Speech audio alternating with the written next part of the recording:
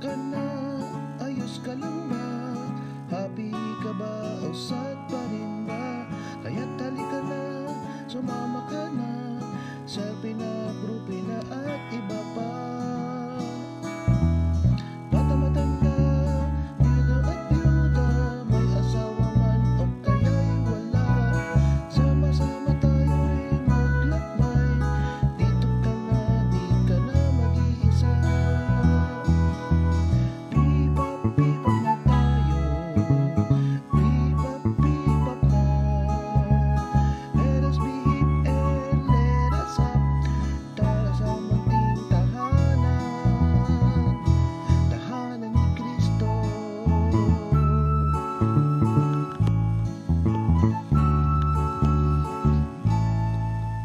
Welcome to PPAP, that is... Parish Pastoral Accompaniment Program. Yes! Kaya, happy tayo ngayon. Okay, so, alam nyo, dito sa mundong ito, no? Sa mundong ibabaw. Mundong ibabaw. Pag iisipin mo talaga, no, tingnan natin yung camera dito. Para nakadiretso tayo. Pag titignan mo yung, yung creation ni God, di ba? God created all that is good. Sabi niya, di ba sa ending laging all is good. Ibig sabihin, ang galing, perfect talaga. Tapos, paano daw niya kinreate? Kinreate niya yung ganito, na ganito yan. Sinabi lang niya, magkaroon ng dagat, magkaroon ng ganyan. Pero nung time na tayo i-create, di ba? He created us like Him. Di ba? Di ba? Kaya nga, ibig sabihin, if God is perfect, God is love, God is good, and He created us from Him, di may mana tayo doon. Hindi ba? Tayo nga, yung mga nanay-nanay, ninunununo natin nagkakaroon tayo, sabi, ay, kadugo yan, kadugo. Si God pa kaya? Tapos si God, lahat tayo. Ilagay natin sa isip yon. Bakit? Dahil magulo pala ang mundo, gumulo. Gumulo siya. Ba't kaya gumulo? Nagsimula sa isang kasalanan, sila Adan, katapos lahat ng mga sumunod, ganun din. Natukso at nagkasala, palaki ng palaki ang kasalanan, hanggang sa lahat ay nagkasala na. So, ang tanong na naman, Brother June, akala ko ba, galing tayo kay God, si God is good, God is everything, God is all-knowing. Bakit na pa naging makasalanan yung ating ninuno na si Adam and Eve? Kasi He created us with free will. Di ba? Kasi si God, mahirap pala yan. Ayaw niya na robot. Ikaw ba, example na lang tong asawa ko. Mag-aasawa ko. Ayoko syempre asawa robot. Gusto ko, minahal niya ako kasi love talaga niya ako. Hindi dahil sinususian ko siya. O kaya tinututo. Yan yung sinasabing gunshot. Kaya niya ako mamahalin. Diba? Ayoko nung ganun. So si Lord gusto niya, mahal natin siya kasi talagang ginusto natin. Love does not despair of the future. Following upon what has been said, this praise speaks of the hope of one who knows that others can change, mature, and radiate an unexpected beauty and untold potential. This does not mean that everything will change in this life. It does involve realizing that though things may not always turn out as we wish, God may well make crooked lines straight and draw some good from the evil we endure in this world. Nung binasa namin to kanina, sabi namin, parang naano agad ako dun sa sinabing, God may well make crooked lines straight and draw some good, take note, draw some good from the evil we endure in this world. Imagine, draw some good in the evil. Ibig sabihin po, hindi po mawawala ang evil dito sa mundo. Nandyan na po siya. So, kung nandyan siya at nandito tayo, kailangan magkaroon tayo ng grasya para ma-endure natin ito. And we can only endure that, syempre. Paano ba nalalaman kung na-endure mo, hindi ka nahahawa, hindi ka sumasang-ayon, hindi ka sumasama sa crooked line, di ba? That's how you see yourself na parang na-endure mo, hindi ka nagagalit, parang yung gifts ng Holy Spirit, no, nadadala mo in spite na nandyan yung mga masasamang nangyayari. Okay. So, eto, example na lang, yung mga nakakausap natin na mag-asawa na nagkakaproblema. Pero pagka tinatanong natin sila, ang sabi, ang bait naman niya, no? Siya maasikaso naman. Eh bakit hindi kami magkaintindihan? Ba't hindi kami magkasundo? No? Tapos meron tayong kausap na isa. Sabi, nagmamahalan pa ba kayo? Eh, parang nawawala na nga eh. Di ba? O, pagkatapos, bakit nangyari yon? Eh, kasi yung mga galaw nila na they expect something from their spouse pero hindi na nangyayari. Nag-iba na. Yung iba nga, naghiwalay na talaga eh. Nag-iba na. Kinausap tayo, siyempre, thinking that parang wala ng pag-asa. Pero ano ang pinaalala natin? Sabi natin, kayo ba nung mag-asawa talaga nagmamahalan kayo? Of course, Diba? naman. Sabi, of course. Yeah, kinasal Pero ngayon, diba? anong feeling ninyo ngayon? Sabi, parang nawawala. Wala na eh. Parang wala na nga. Now, bakit ba sila kumausap sa atin? So, they still want something. Yes. Minsan po kasi, no, sa mag-asawa, di ba, kaya nga tayo maging mag-boyfriend, tapos ikakasal, no, ina-affirm talaga kung talaga bang kayo, di ba? So, sa kasal pa lang, hindi ka naman talaga magpapakasal kung hindi mo talaga gusto yung tao. So, andun talaga yung love. Love was there, is there, no? Ngayon, kung nagkaroon ng abirya nga yung mga, dahil nga sa mga evil ones, hindi naman talaga sila yan no? Nandoon kasi nga nasa mundo tayo, no? Hindi po yun maiwasan. Doon na ngayon nagkakaroon ng, kumbaga sa pag nagluluto ka ng menudo, napapasukan ng mga iba-ibang timpla. Pag kinain mo, bakit hindi ibang lasa? Lasang adobo. Menudo yung niluto ko. Yung pala may naipasok na suka, di ba? So, ganun yung ano natin, no?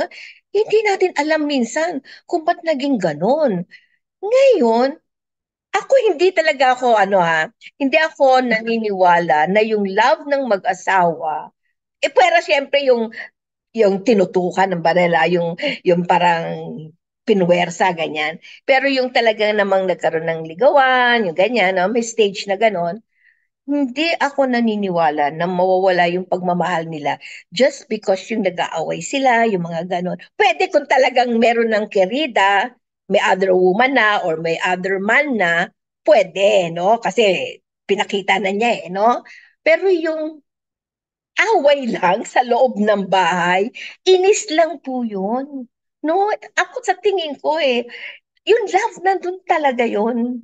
No? Kailangan lang talaga natin na sabi nga ni Lord dito isipin nyo, no? Ako love ako, kinreate ko kayo, may love kayo, so ibigay nyo yan, no? Na freely, at babalik din yan sa iyo, freely din.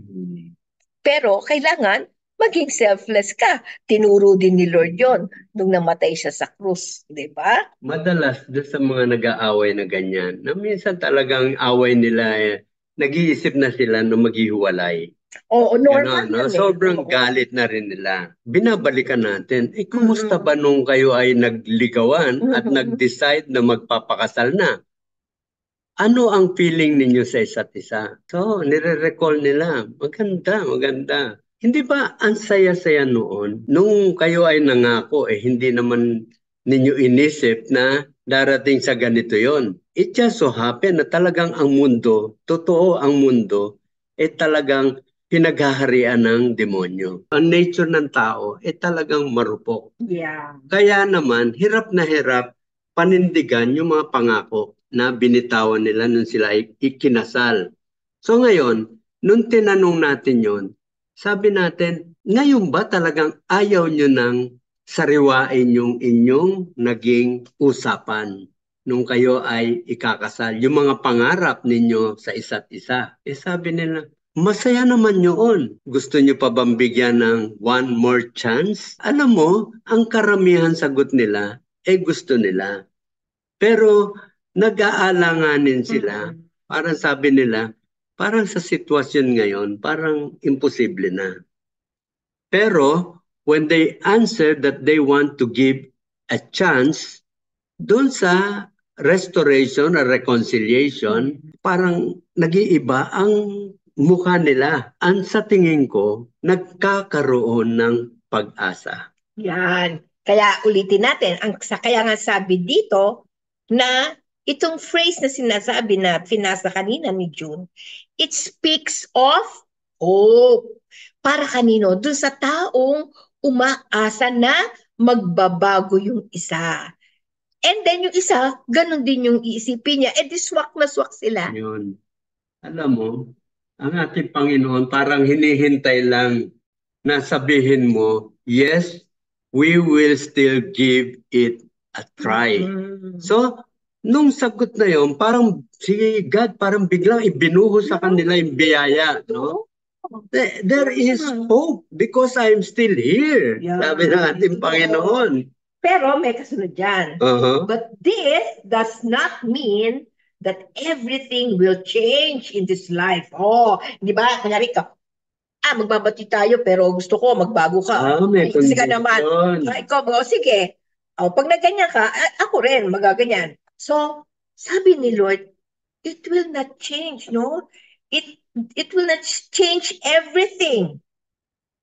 Pero tingnan mo, it does involve that, realizing that. So, ibig sabihin, marirealize po ninyo, no? Pag nagkabati na kayo, marirealize mo na hindi naman nagbago Parang ganun pa rin. Pero, bakit? Parang okay na sa akin, di ba? Parang hindi na kami ganun ka galit o hindi na ano. So, yung naintindihan mo na yung taong yun, no? Yung pala communication lang pala yung kulang, ano? Tapos, yung isa naman, hindi na kami nag-aaway, pero bakit naiintindihan ko na siya ngayon? Dati, hindi ko siya naiintindihan. Selfless. Yes, naging self. And the grace, yun na nga kasi umpisa, pareho kayong willing to change. No, yung heart ninyo, nakita ni Lord, di ba? Sabi nga natin, meron tayong free will. Ang will mo is to follow the will of the Lord. So, yung gusto mong magbalikan kayo, o kung meron whoever, may kaaway kang iba, ganun din, no? Gusto nyo magkabati kayo. Pag nakita ni Lord na willing ka, talagang aayusin niya. No, aayusin talaga niya. Ito ang isa rin na nakita ko. Tama yon na meron time na hindi naman nagbago and yet nagkaroon ng reconciliation. At meron naman dahil nagsabi sila na gusto nilang subukan and they are willing to restore yung kanilang mga dating pangarap, nagbabago. Yes. Ang ibig sabihin yan, because of that hope na nilagay mo yan, God also transforms person. Kaya sabi din nga dito, so sinabi nga na it does not change everything, pero marirealize mo yon. So it involves, no? Yung it does involve realizing that, no? Hindi magbabago lahat. Those things may not always turn out as we wish, no? Meron tayong wish wish ko lang na gano'n, na lahat, sana magbago, ganyan, lahat, ganyan. God, no? God may well Make crooked lines straight. Oo, Yun yung miracle. No? Meron kasi talaga namang mahirap baguhin on his or her own. No? Na kahit ikaw mismo, hindi mo maisip na kung mahirap na baguhin, lalo na kunyari mga adik or yung mga talagang mahirap, ano. Pero sabi ni Lord, unang-una, gustong mo talagang magbago o magbati kayo, and then, nagtiwala ka. So, kung nagtitiwala ka, umaasa ka kay God. Di ba? Hindi na sa sarili mo. Kasi, na-realize mo, wala pala akong magagawa. Sana nga wag natin antayin ganun, ano? Dahil ngayon, lalo na kung nakakinig kayo ngayon, ay wag na kayo mag-antay pa. No? Umasa na agad kayo kay God para less wrinkles, di ba? Yun. Ngayon, anong sabi ni God? The Lord will draw some good from the evil we endure. Diba? So, ibig sabihin, hindi naman lahat, pero alam ni Lord kung saan yung masakit sa puso mo na evil thing na nagpapaano sa'yo, yun yung i-cure niya, yun yung tatanggalin niya. Nung time na binigyan mo ng chance yung reconciliation, di ba, nagkaroon ng hope. So, naging positive ngayon ang outlook ng mag-asawa. Mhm. Because even at the start, it seemed na parang hopeless na. Mhm. Parang wala nang magagawa. But when they changed their heart, lumambot ang kanilang puso, eh, parang biglang ibinuhos sa kanila ang biyaya. Yes. And then hope comes in. So now, Ngayon, Hope nung comes dumating in. yung hope na yon, ang kanilang mga sinabi natin, now, you have given this a chance, yung grace ibinuhos na sa inyo. Ngayon, ang kailangan naman is to put your trust in the Lord.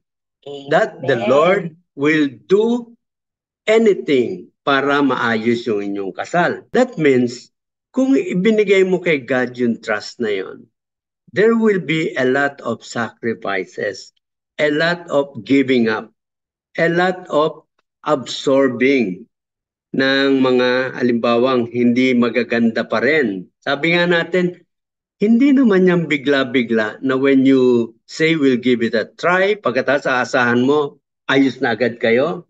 Hindi, ang hirap yatang i-undo yung matagal mo nang ginagawa, matagal mo nang mga nagsasalita ka na masasakit sa partner mo, na matagal mo nang hindi pinakikita ang respeto sa partner mo, and then suddenly bigla magbabago.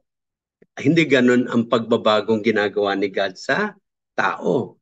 The transformation is very slow because it entails a lot of tests na ikaw ay totoong gusto mong magbago. And it will take time. Yung time na yon, yun ang hindi natin alam. Gaano ba kahaba? How long will God test us? Gaano katagal tayong susubukan ng Panginoon?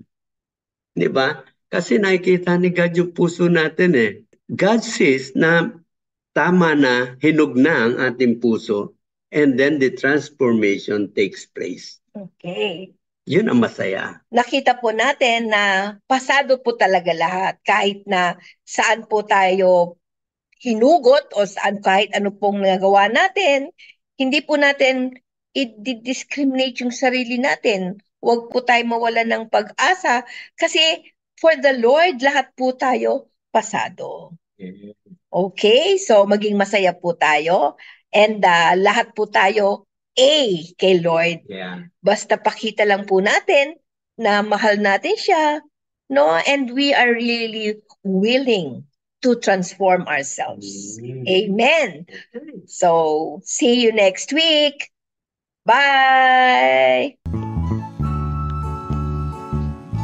So, again, pakibalita lang po sa inyong mga pino-forward na nasa YouTube na po tayo ng MHC PPAP.